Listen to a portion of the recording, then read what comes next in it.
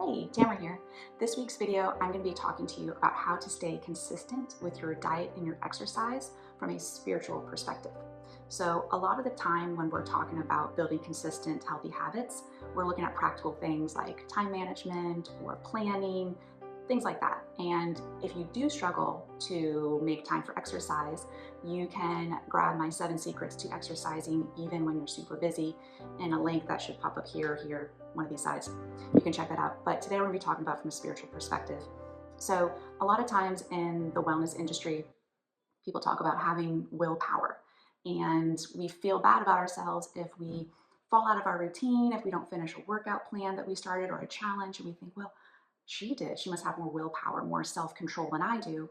And that can just create negative shame over our own habits. And that ultimately doesn't get us anywhere or moving forward to living healthy. So instead of relying on your own power, I want you to think about how you can rely on God's power to give you the strength and the self-control to make healthy habits in your life. So in John 10:10, it says, I came that they may have life and have it abundantly. And yes, those are Jesus's words.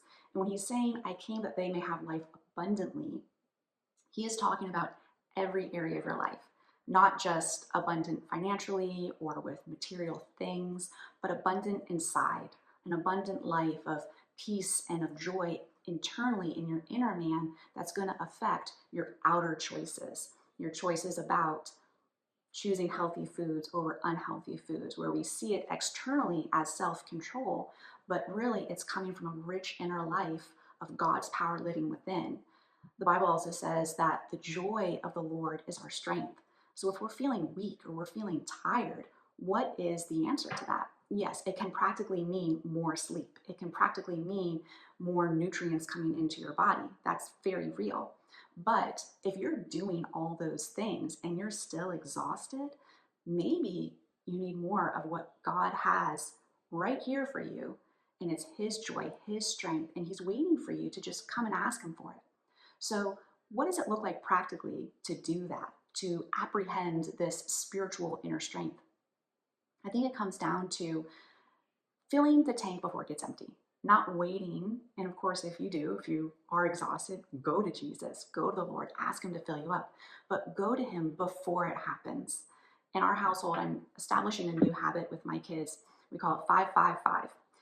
5 minutes of worship, 5 minutes of prayer, and 5 minutes of reading the Word. That's essentially one worship song that we do together, and then we separate into our rooms. Sometimes someone comes with me when they can't find their Bible, and we read the Bible together for 5 minutes, and then we spend time talking to the Lord for 5 minutes.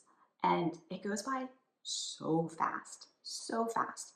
And what I'm trying to establish in their life is just the consistency of going to the Lord so that they're not running around with their tank empty as they get older, but that they continually have that daily time with the Lord to be their strength. And so I would encourage you to do the same. And it doesn't have to mean that you need to have an hour of prayer every morning. I'm saying 15 minutes. And whatever you can do to just come and sit before the Lord and ask Him to fill you daily, He's going to honor that. And when it comes to the Word, sitting down and studying the Bible is really important.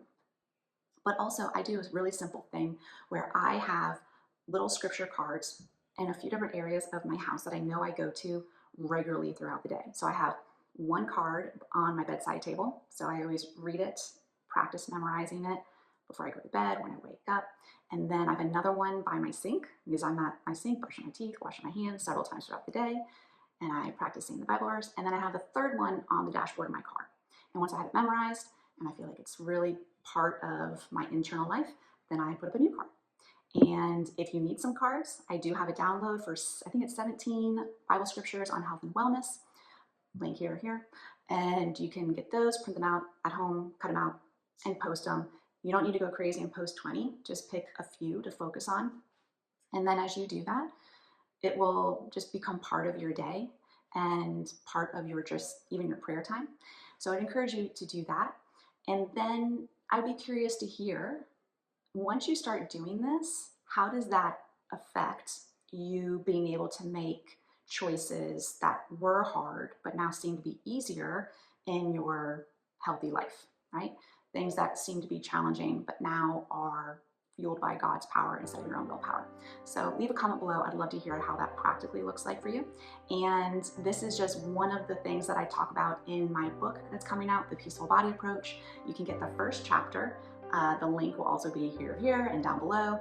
And make sure that you subscribe, and because we're going to be talking more about the book in the next few months before it comes out. And be sure to like this video, share it, all that good stuff. I appreciate it. All right, until next time, you guys have a great day.